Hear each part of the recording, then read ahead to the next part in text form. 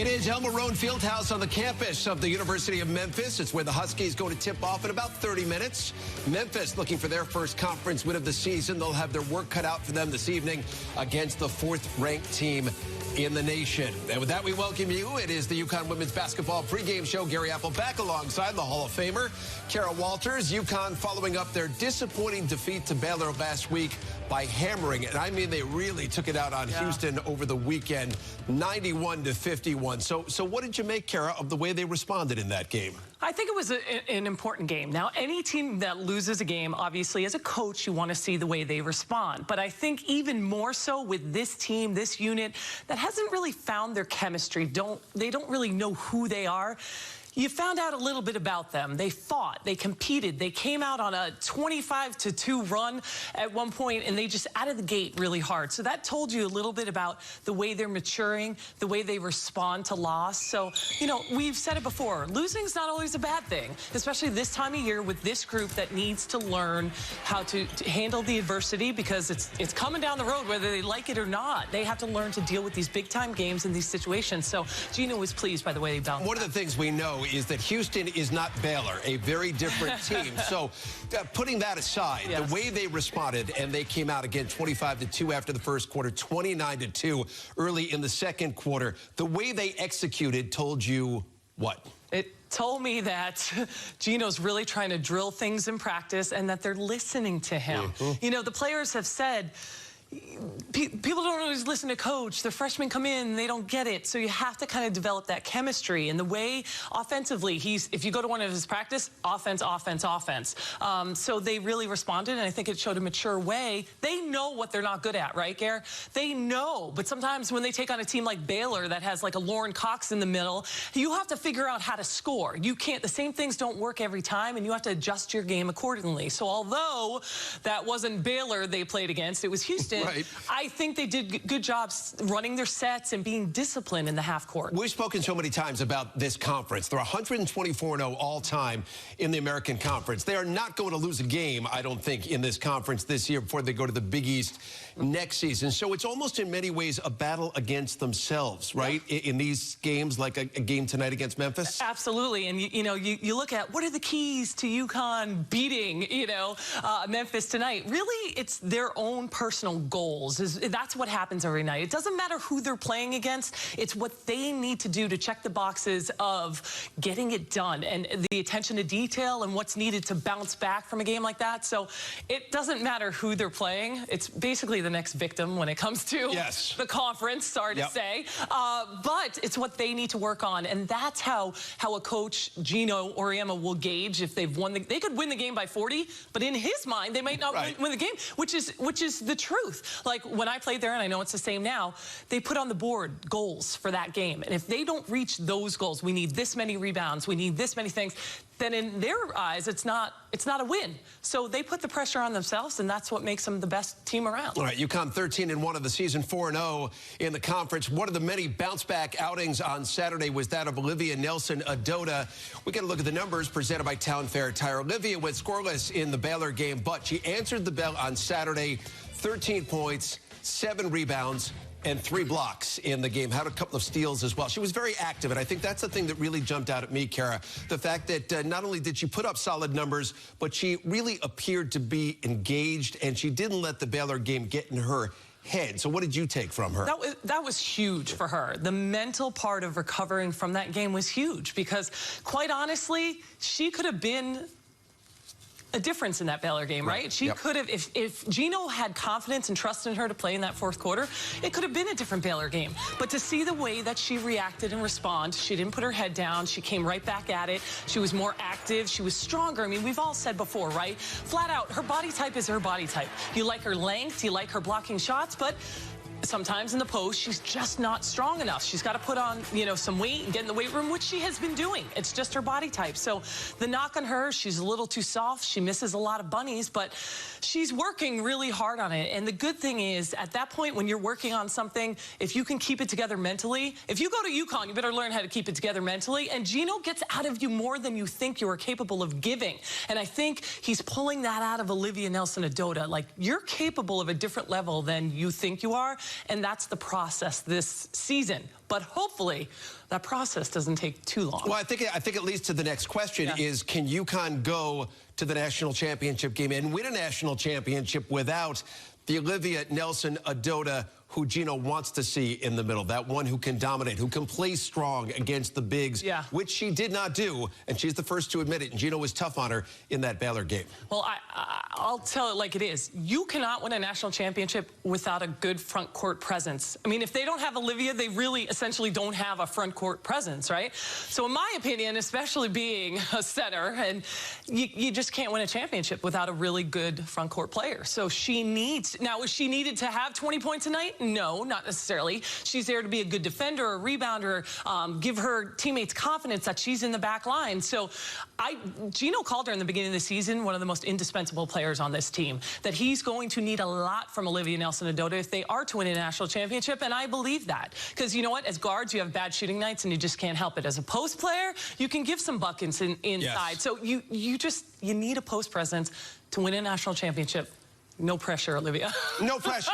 But without you, you're not going to get a team to the national title. I mean, I think that's what we're saying here. So let's head for break right now. Going to get a look at Olivia Nelson-Ododa getting set for tip-off against Memphis. She has been very strong in conference play so far this season. Looking to keep that momentum going tonight down in Memphis. Plus, going to discuss the progress of gaining the trust of UConn's Hall of Fame head coach and how one of UConn's reserves may be doing exactly that. Stick with us. Kara and I back from Studio 31 in just a moment.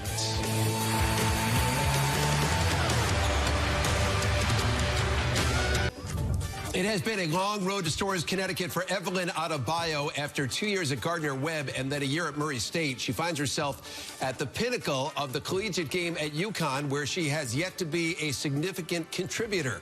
However, the head coach, the Hall of Famer Gino Auriemma, thinks that can change. Before she left for Christmas, she was in a really bad place. Meaning, you know, she knew she wasn't doing anything that was going to get her on the court. And she got very discouraged about it. And her work ethic and her, you know, approach to everything we did was, she was just going to be buried on the bench the entire season, and it'd be a wasted season for her. And you know, since she got back from Christmas, from the very first practice, there's been a difference in her. And, you know, she and I talked when she got back, and I said, you know, there's still plenty of time in this season for you to have an impact and for you to get something out of this.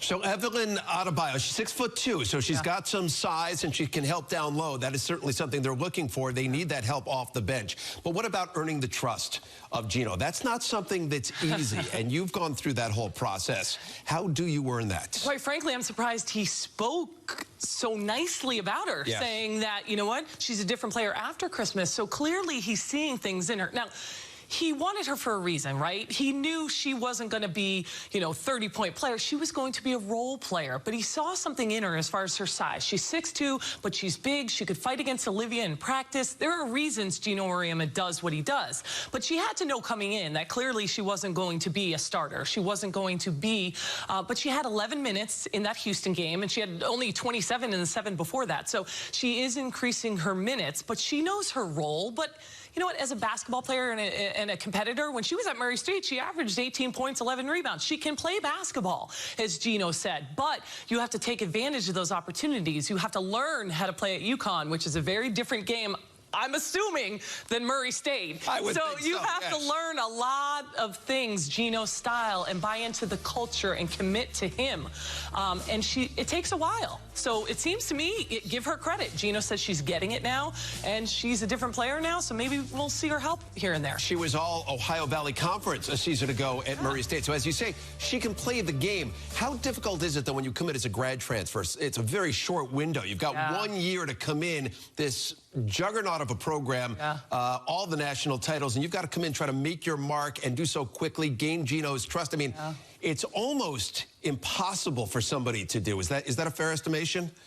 I credit her because a lot of people would not want to be in her position. That takes a lot of guts to be this kid and transfer into this program and hope that you can help, do whatever it takes to help. But with Gino, you have to gain his trust, and it starts in practice, okay? Allen Iverson would not have played well for Gino. Practice. Who needs practice? Well, that's where you get better, and that's where Gino Auriemma watches, and that's where you earn your minutes. So clearly, when he said, you know, she's done better since after Christmas, it wasn't because he saw her play a lot of minutes in these games. It's because of practice and what's going on. And when you come from you know, the younger years of AAU and that sort of thing, you never had to practice that hard. She never had to practice that hard at Murray State. She is doing well and gaining Gino's trust, so you keep going from there. And we'll see if we see more of Evelyn Adebayo tonight in the game against Memphis. Still to come here on our pregame show, we're going to take a look at how the freshmen Anna Macarat and Aubrey Griffin can continue to put their stamp on this UConn team here in 2020. Kara and I coming back in just a moment.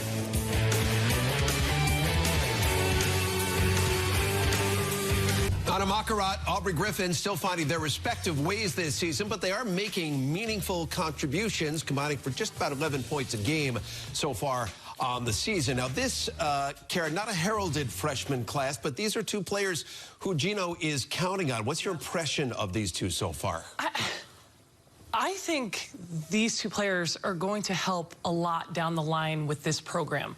I think they've been a little nervous to start, a little slower of the start than Gino would have liked, but now they're really starting to kind of build their confidence, and you'll see more. Anna Macarat is a very good shooter, but she started her career off at UConn not shooting well, and she kind of stopped shooting. Good shooters keep shooting, right? Good shooters also learn when they come to UConn, it's not just about shooting. There's other things that you do. So I think they've had to take in a lot in a short amount of time, as do all of the freshmen, and they're starting to get it now. Aubrey Griffin, the athlete she is phenomenal. I'd like to see her get a little stronger, but athletically, she's like Gabby Williams. She can jump out of the gym, so she's helping them rebound. So with them, honestly, it's between the ears, because Anna Macarat played professionally, right? But then on the other hand, she's still 18. She's a kid. And Aubrey's coming out of AAU programs, which I keep saying that they just let her shoot. So they're learning the fine points of the game, that it's not all about scoring, and they're getting it slowly. They're great players. Yeah, well, Gino has said if Aubrey can be more aggressive, it will go a long way helping UConn from an offensive standpoint. Let's turn to the defensive side for a moment. UConn holding their opponents to about 56 points a game, 35% shooting on the season. We know that no matter how the offense goes, you win the big games by playing defense. How do you look at UConn defensively? Are they beginning to gel in that area? I think, honestly, Gary, their defense has kind of flown under the radar just a little bit, because we keep harping on the offense, right? Gino's constantly working on the offense, the half-court sets, that sort of thing.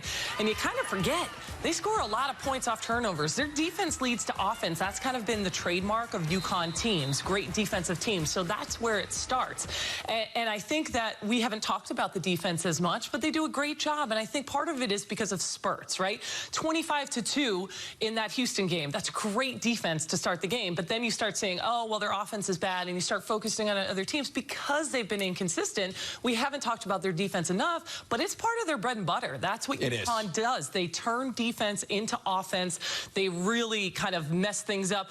Tonight against Memphis, they have a horrible assist-turnover ratio, so UConn's going to want to get in there and take the ball and go down the other. Well, they do get up in your grill. I mean, when they're at their best. By the way, they held Houston scoreless for the first 7 minutes and 55 seconds of the game on Saturday. That's pretty good defense right there. Still to come on our show, Kyla Irwin has put in the hard work and has been rewarded with a spot in the UConn starting lineup. Gino shares the turning point that went into that decision when we come back in a jiff. But before we head for break, I want to take a look at UConn's upcoming schedule. After tonight's game with Memphis, the Huskies head for Orlando, go to take on Central Florida on Thursday. Then home games against Tulsa and Tennessee before heading back out on the road to take on East Carolina. And Kara and I back in a jiff.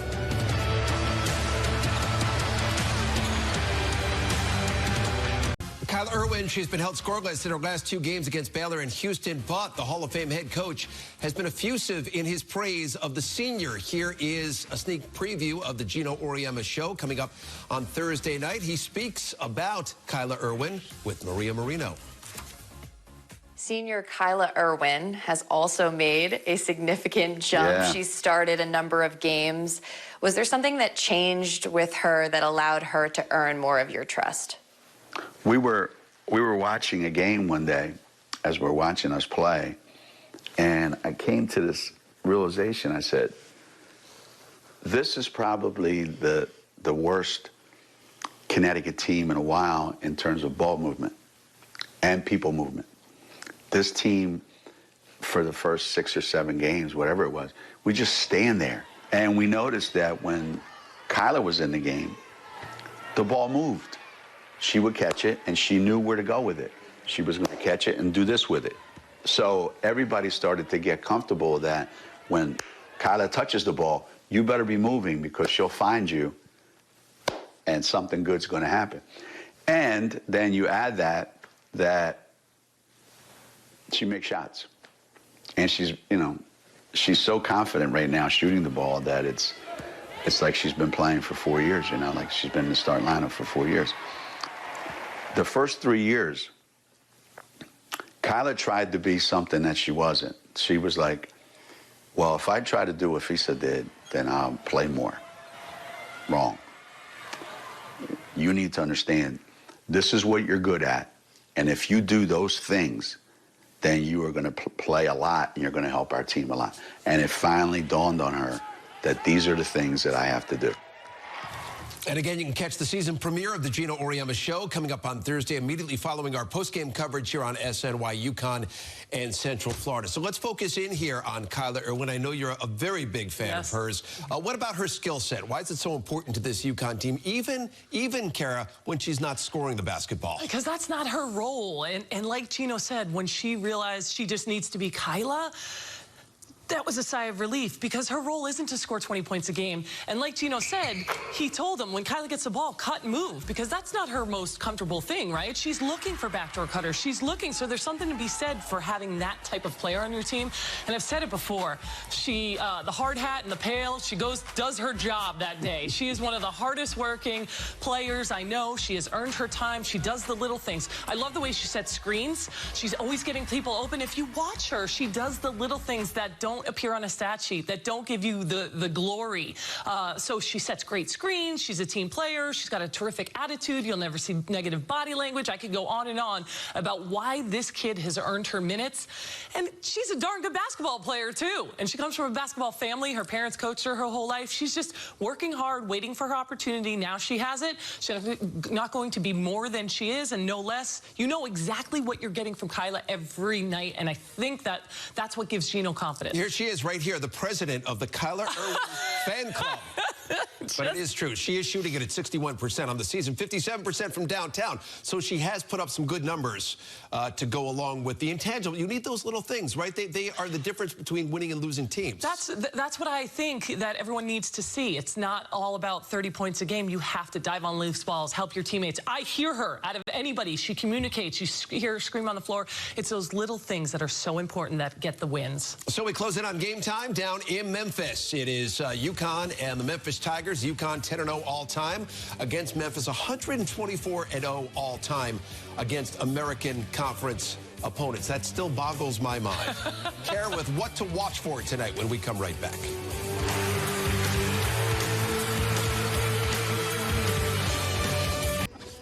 We get check right now. UConn starting lineup. No change. Dangerfield and Williams, Megan Walker, Olivia Nelson-Adota, and Kyla Irwin. The aforementioned Kyla Irwin back in there again for UConn and Gino Auriemma tonight. So what about early on in this game, Kara Walters? What are you specifically going to be watching for? Well, consistency, right? They want every game to kind of play really well and build on that, especially when new players are coming in. How can you kind of integrate them into your system? And then 6'4" tonight, we're going to see with Memphis. How is Olivia Nelson-Adota going to handle 6'4"? We like that. Clearly, they're going to win. Okay, let's not say they're going to win, but what can UConn do? How does Olivia handle that? They're also a pretty good rebounding team, and UConn has let some teams in games with rebounding, so keeping them off the board, and again, they can pressure them because they have one of the worst assist-to-turnover ratios in the country. Why are you so confident, by the way? The fact that their 10 wins all-time against Memphis have been by an average of 47 points. Is that where the confidence comes from? Way to go out on a limb, Kara. Went deep on that one, Kara. So, Kara and I go to see you back on the halftime show here on SNY. Right now, enjoy enjoy UConn and Memphis.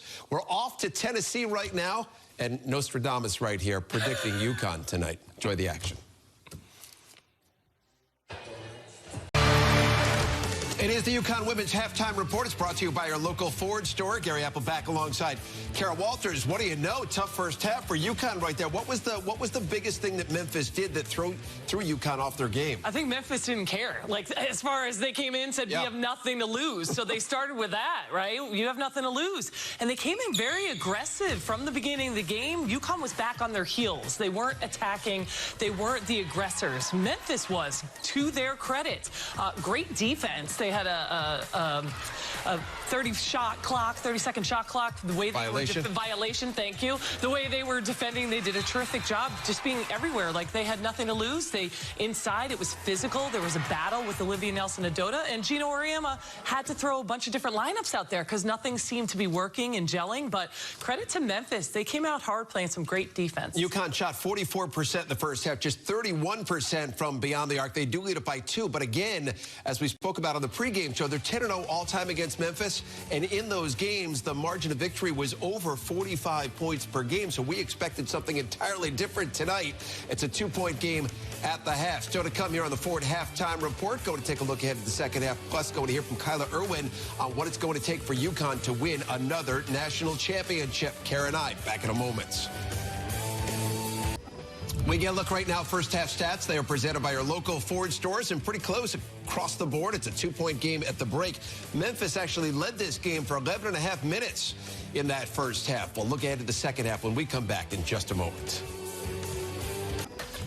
Here we go. First half category leaders presented by our local Ford stores, and Crystal Dangerfield leads everybody in the game. She's got 15 points. We recently sat down with Kyla Irwin, and she shared with us what it's going to take for UConn to win another championship this season. Take a listen. A lot of consistency, pushing each other every single day, staying accountable. It's the little things, you know. Coach always says you have to be the smartest player, and to be out there and you have to make smart decisions and smart plays and know what we have to do each possession. All that sounds about right. By the way, final 20 seconds or so, where would UConn be without Crystal Dangerfield tonight? She's done a good job early and often kind of setting her players up, being that facilitator, but also knocking down shots, which is what Gino gave her the green light to do. 15 points, 6 of 10 shooting for Crystal in that first half. So, Kara and I going to see you back on the postgame show when it's over. UConn by 2 at the break. Second half coming following this timeout. All right, Alan, we thank you. Back to you and Meg just a little bit. We heard the head coach, the Hall of Famer Gino Auriemma, a couple of moments ago say, talking about his offense. It was terrible the whole game. I can't explain it. So he couldn't explain it. I'll turn to you. I was going to say, if he can't explain a game, what do you think? What am I supposed to say? Why don't you try to? Well, what happened from an offensive standpoint? Why did they have such a tough time scoring tonight? Oh, God, sometimes they're just so stagnant, right? You don't see them cutting through the lanes. You don't see, like, a cohesiveness and a chemistry about them. Oftentimes, they went one-on-one too much. And there's a difference between penetrating the basket and then looking to get, like, a kick out or take it to the basket, or just flat out going to the basket when you shouldn't. I mean, it's just forced. It's a forced thing. Too much one-on-one. They have to play together as a team, as a unit. And, hey, you know what? He's throwing different people in there to try to find. He hasn't found the perfect lineup of people who can work together, and that's hard for a team as well, trying to play with the different people that are coming in. So there just didn't seem like that cohesiveness, and it becomes stagnant on offense. And, well, like Gino, I don't know. And listen, give Memphis a little bit of credit. They really played lockdown defense, right? They really played very good defense. I think it was interesting. They had played 10 times, these two teams, in the past. UConn was 10-0 against them and won those 10 games by an average of 47 points. And so we thought tonight was going to be a blowout. As it turns out, the Huskies win it by just a dozen. It was a lot closer than anybody thought this game was going to be. But what about UConn playing in close games? In the long run, is that going to help them? Well, absolutely. I mean, that's kind of the story of the season, Garrett. There are not going to be any more give-me's, even though in the pregame show we're like, we got they got this. We thought that was going to be stop saying that. But there's really not. I mean, there's a lot of question marks with this team in this season, and you're going to see a lot of close games. But I think it's good for them because you're seeing them kind of weather the storm and get through adversity. And think about when they've lost in the Final Fours. They got to all the way to that point, and that was the first time they had, whoa, what's happening here? Well, now it's not that Gina wants it to become a trend of these close games, but it's actually kind of helping this team figure out how to fight through things like that. And it's fun to watch, right? Yes. And you have to give Memphis a lot of credit. They played hard. They came in the game like they had nothing to lose. And you saw it. They competed. UConn was back on their heels to start this game. At the end, they got it going. But, you know, as weird as it is for UConn Nation to see these games, I think it's good for the team to kind of fight through them. And it was, you know, Gino's slogan all year long, it's going to be gritty, not pretty. And that was an example. That was the case as UConn does go to 14-1 on the season. They're 5-0 in the conference. Let's get a look right now. Game stats. They are presented by People's United Bank. UConn on the night shot it at 46%, just 32% from downtown. They barely win the rebounding battle and the points in the paint battle. And the fast break points, Memphis outscoring UConn on the run 13-9. So one of the big reasons this game was so close, in fact, it was just a 5-point game with a little bit over 4 minutes to go. Let's go back down to Memphis right now. Welcome back in, Alan and Megan. Guys, you know, so many times we've heard Gino Auriemma say this year that when it comes to Crystal Dangerfield, when she is aggressive from an offensive standpoint, UConn's a better team. She was aggressive tonight. She had 24 points, shot it well, 4 of 9 from beyond the arc. What did you see from Crystal that allowed her to take over when UConn really needed her tonight? First thing I saw was leadership. She needed to lead her team tonight, and she took advantage of that opportunity and did so. She played with energy. She played with determination. She wasn't one of the people doing a lot of standing, I don't think, but I saw leadership. Yeah, she was running the offense, pointing to everyone where they need to go, what they need to do, and that's what they need from her. I mean, there was a fair amount of standing around here this evening, but, you know, Kara, like you indicated, it's a great win for this young team. And by young, you know, they've got players playing roles that they've never played before. And the only way you get big game experience and tight game experience is to play in games like this. Meg and Alan, as Alan said a lot today, this was a game of runs. What's up with UConn? They have a lot of lapses in their defense. We see 25-2, and then all of a sudden the team comes back. What do you think is the reason for their being so inconsistent on the defensive end? Well, I just think they're immature. I think both offensively and defensively. I mean, I think in some respects, you know, Memphis was aggressive and took it to them. And I don't know if like you two, thinking it was going to be a gimme game, maybe UConn came in not really with 100% respect for Memphis. And because of their record, they were 0-3 in the conference already. Maybe they came in thinking it was going to be a cakewalk, and it never is. And UConn is not good enough right now to treat anybody lightly.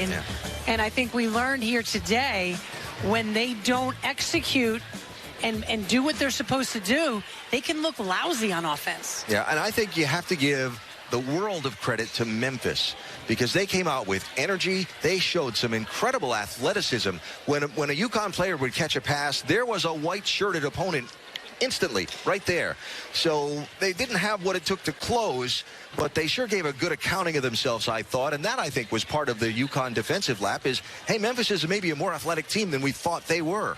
Yep, would agree with that. We spoke about that a moment ago, that Memphis does deserve credit for the way they played tonight. So, Alan and Meg, we thank you both very much. We'll see you on Thursday night from down in Florida when the Huskies take on UCF. I do want to bring it back inside right now. Kristen Williams got going in that third quarter. They needed somebody. You always talk about the fact there's nobody on this team who's going to put the cape on, right, out of the phone booth like Clark Kent, turned into Superman. But she did step up big in that third quarter. What did you see from her in that third quarter? Well, I think that core four is obviously obviously realizing nobody's coming to help. This is it. Yep. Like, you have to get it done in crunch time. And Kristen Williams, she's so athletic. She's got that quick first step to the basket. I liked when she penetrated, good things happened. She was able to kick it out. She took advantage of, like, the stutter step, go to the basket. I like when you see her penetrate.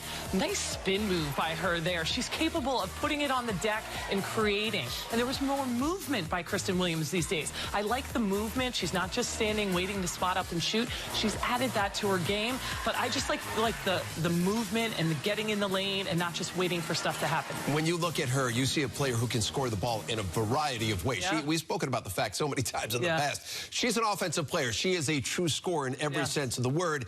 And I think we saw that once again tonight. And then again in the third quarter, Olivia Nelson-Adota, a very quiet first half, much better early in that third quarter. She finished with 8 points and 9 rebounds and four block shots, which were really important for Connecticut. That's really important. She needs to stay in games. She got into foul trouble in this game, which is unusual for UConn. They tend to not foul. She gets into foul trouble, which she can't as the season goes on, because you notice not only does she block shots, she alters shots. She makes people think twice before coming in the lane because they know she's around. So Olivia Nelson-Adota, she started off the game strong. You know what I liked about her?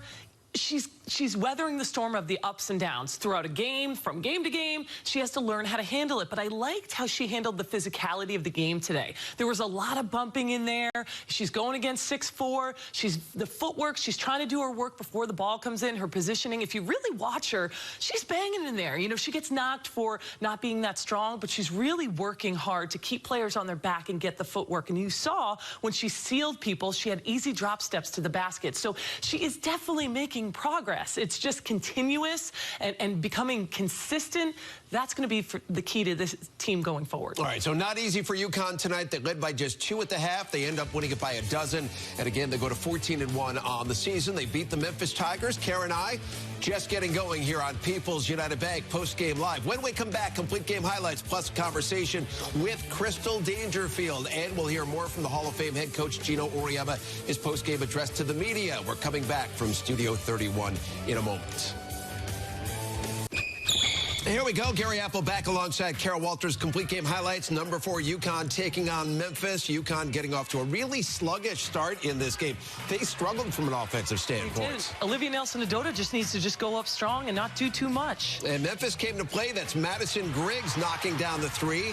UConn down by 6 after 1 in the second quarter. The shot clock winding down. And again, the offense not moving, no consistency, and they struggle to get a shot off. Just stagnant. People standing around, not catching the ball, shot clock violations. The face says it all. Gino not happy. UConn in search of a wake-up call, tied at 30 off the miss. Molly Bent to Crystal Dangerfield, crossing over, and the ability to create for herself is huge. Huskies had the lead by 2. Final seconds of the half. UConn down by 1. Anna Makarad buries it. UConn up by 2 at the half. Third quarter, UConn had the lead by 4, and they moved the basketball right here, which is nice to see. That was the knock on them all game long. Kyla Irwin in the game. She makes things happen. Olivia Nelson-Adota post up. Makes it easy. UConn had the lead by 6. Couple of minutes later, fine defensive sequence right here. I love this. 1, 2, 3 times the charm. Olivia says, not in my house. Meanwhile, on the offensive side, Kristen Williams going into attack mode right down the lane, lays it in off the window, blowing by that Memphis defense, and then again into the paint, strong to the basket. She had 16 points for the Huskies. In the fourth quarter, UConn had their lead cut to 3, but again, Dangerfield coming up so big, so many different occasions tonight. And she used to be the facilitator, and now she has the green light to be the shooter, and thank goodness she did. Nelson-Adota, good footwork, fading away, gets it to go. Just over 4 minutes to go. UConn still letting Memphis hang around. It was an 8-point game. Griggs buries it. Look at Gino right here. He is not a very happy guy. The water bottle. The poor SID almost got the water bottle in her shoulder. Under 2 minutes to go. UConn had the lead by 7. This sealed it right here. Makarad buries the dagger 3, and UConn survives. It was not easy tonight down in Memphis, but 68-56 is the final. UConn now 125-0 all time in the American Conference. Crystal Dangerfield led everybody in the game. She had 24 points. A few minutes ago, she visited with Maria Marino. What does pulling out this win say about you and your team? We were able to hold on. You know, we were able to get stops when we needed to, and you can always have that in your back pocket if things aren't going well on the offensive end. And then we stayed together. We knew if we had separated in this game, it was easy to get beat. All right, Crystal, thank you. Thank you.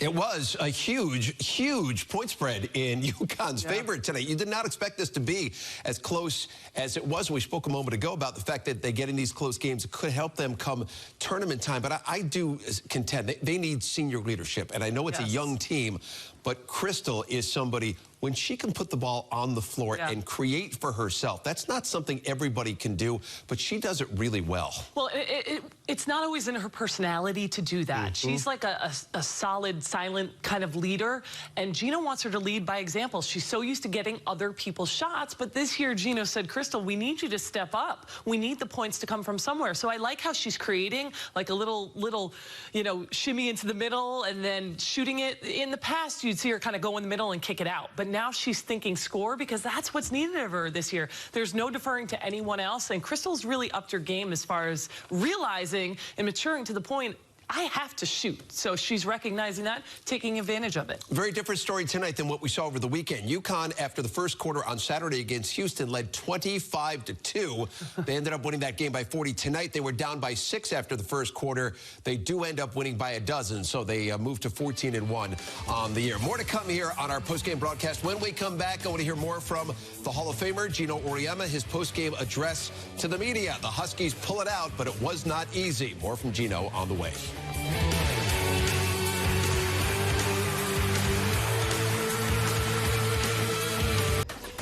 Gary Apple back alongside Kara Walters. Player of the game is presented by Town Fair Tire. Crystal Dangerfield getting it done for UConn. She led everybody, 24 points, shot it well, 3 rebounds, 3 assists. UConn wins by a dozen. Right now, time to hear more from Gino Auriemma, his postgame address to the media. Here's Gino on what was not an easy game for the Huskies tonight. I don't know what it means that, you know, it's good and bad. I guess that we're not in we're not in a position to have to prove ourselves that much in these games. You know, they've been kind of one-sided a lot of times. So sometimes, you know, we don't realize that, you know, we have some guys on our team that, you know, can make plays when they have to. And I thought Crystal was tremendous the whole game, not just at the end of the game. I thought she was great the whole game. I wish we could get her some help, but unfortunately tonight we couldn't. But I thought she was fabulous. And,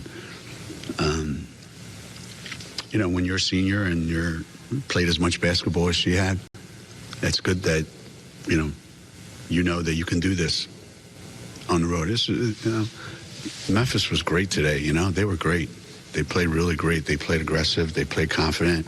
Their big kids were tough. They made shots they haven't been making all year long. They made free throws they haven't been making all year long. And our guys have to understand, like, that's what happens when they play us. They may only play one good game this month, and it's going to be against us. And tonight they play great.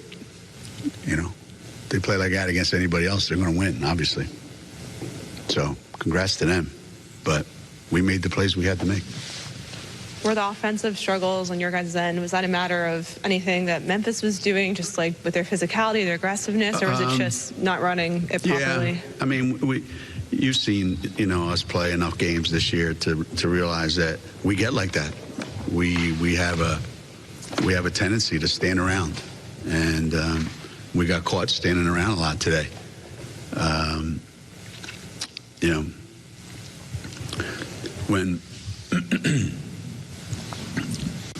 when you can't score easily in the lane, you know, like we were much better in the second half because we got the ball in the lane and we scored in the lane. But that whole first half, when you can't score in the lane, then you just give up on it and just start jacking up jump shots. Which is fine. We're not a bad shooting team, but I thought we just stood around and shot jump shots, not because of anything that, you know, we hadn't seen before. We just get like that sometimes. I can't explain it. I wish I could. You know, I wish I could. I can't explain it. You alluded to... Please wait for the microphone. Oh. Huh? Sorry. People in the back can't hear you. Apologize. You alluded to getting everybody's best shot. Yeah. And, you know, not only that, you've also played the schedule that you play in tough competition. Obviously, you got Tennessee coming up at your place. Does that do you have any interest in extending that Tennessee series, and does women's college basketball need that series? I don't know. You know, back in the day, you know, everybody said that that was a marquee matchup because of the significance of each game. You know, each game carried a lot of weight. And there was always 10 players on the floor that were going to be great WNBA players, you know, and it had all the elements of all that. And, you know, everything's like a Broadway show, you know. It has its run, and then it's got to end. And it ended, and I don't know that you're going to get that back. And I don't know that I think college basketball is doing pretty damn good without it, you know. So we have a 2-game series. If it goes beyond that, great. If it doesn't, that's just the way it is, you know. Anymore, you know, with the way the game has grown in the last 5, 6, 7, 8, 10 years, there's so many great matchups now, compelling matchups, that I don't know that Connecticut, Tennessee carries the same significance that it did years ago. I don't feel it. Our fans don't feel it back home. Otherwise, that game would have been sold out 6 months ago, and it's not.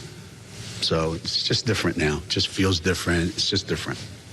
You talked last game about kind of finding different combinations and wanting to reduce the, I guess, ebb and flow when your bench is in. I think first half you played, 9 players. Yeah. Kind of, I know some of it was necessity because of the turnovers and such, but. Yeah. I've always said this, you know, I think we need to get more production from more players. And it comes and goes, you know. Right now, you know, we're not getting that confident, you know, come off the bench and we know what we're getting. I think Anna's been great. You know, she's been doing a great job. But, you know, Kyla's not where she was 2 weeks ago, 3 weeks ago. You know, she's not shooting the ball as well. She's not playing offensively like she was before. So that, you know, it is an ebb and flow, you know, and the constants have been, you know, Megan and Crystal and Kristen. And Liv is nowhere near where she needs to be. So we're not, you know, we're trying to win with 3 players and then patchwork. Patch this up, patch that up, put this guy in for a little bit, put this guy over here, because that's, you know, it's been a real struggle to try to find, you know, any kind of continuity, and we'll keep trying. But right now we don't necessarily have it. So to follow up on what Gino was saying right there, 54 of UConn's 68 points tonight came from 3 players, Walker, Dangerfield, and Williams. So can you, as he talked about patchwork right there, can you win consistently in big games without contributions from others on this team? I mean, that's a really difficult thing to do. Have we seen UConn win championships with a short rotation? Gino usually plays it short, but this is extraordinarily short, right? You're not, and the problem is he doesn't know what he's getting from people day in and day out, okay? Like, he knows from Kyla he's getting good screens and stuff, but a couple games ago she had 14 points and now she doesn't. So he's unsure what he's getting from people every night. So he's throwing different rotations in there. That's hard for him. That's hard for the players on the floor to develop that cohesiveness. So that's a problem with this team, right? They're trying to figure it out. Gino's trying to figure it out. He says, I don't know why we do some of the stuff we do, but yeah, he needs more deeper contributions. And we're not talking 8, 9, 10. We're just talking 5, 6, 7. Right. And that's where it's still up and down as far as that goes. So consistency is really something he's trying to get. And as he said, he really can't explain it. I mean, you look at a player like Kyla Irwin. She had that tremendous game of her career against SMU. She had 14 points. She didn't miss a shot in that game. And now 3 consecutive games, she hasn't scored the basketball. So it is a little bit head-scratching in so many ways. What about Megan Walker? She had 14 points. She's the leading scorer on this team. Played a solid game. Yeah. But quiet tonight. I mean, she sort of disappeared at times. Yeah, I was going to say that, like, she had good I mean, her stat line's decent, but it's solid. But you kind of felt like she was quiet. It was a quiet night. She's been rebounding the ball well. She's become that overall kind of player, not just shooting, but she needs to really...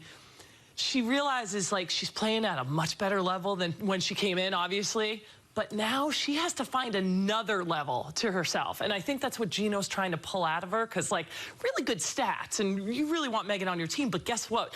We don't have other players at the end of the bench, so we need you to do that plus more. And I feel like Megan Walker was quiet tonight, and she's needed to create a little more. And she's quiet, too. They don't have that in-your-face leader. So Megan's kind of quiet. Crystal's kind of quiet. They have to lead by example because they don't have that get in your face, pull your jersey.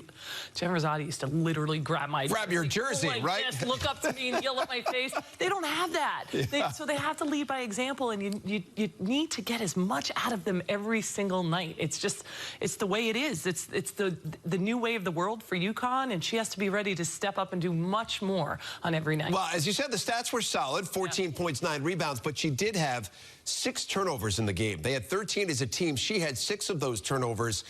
That's too many. For a player of her quality, she can't turn the ball over at that sort of a rate. Well, not that she's been doing that very much. She's been very good taking care of the basketball. But tonight in particular, those little things, that's one of the reasons this was such a close game. Well, and Memphis converted on those turnovers. So they weren't just, they're doing what UConn used to do, converting, defense to offense. And Memphis did a terrific job of doing that tonight. So it's playing smart, okay? It's just knowing when we have to buckle down and do things. And sometimes Megan doesn't always look like she's making the smartest decisions when she tries to do so, and that's when she kind of throws the ball away. So it's the decision making. When it's all said and done, UConn defensively got it done in the second half. They held Memphis to 23 points in that second half as they get the win by a dozen, 68-56. We're not finished yet. When we come back, drive of the game, sights and sounds, and we get a look ahead to the game coming up on Thursday night. We're back here on Thursday night as UConn takes on Central Florida. Kara and I back in a jiff.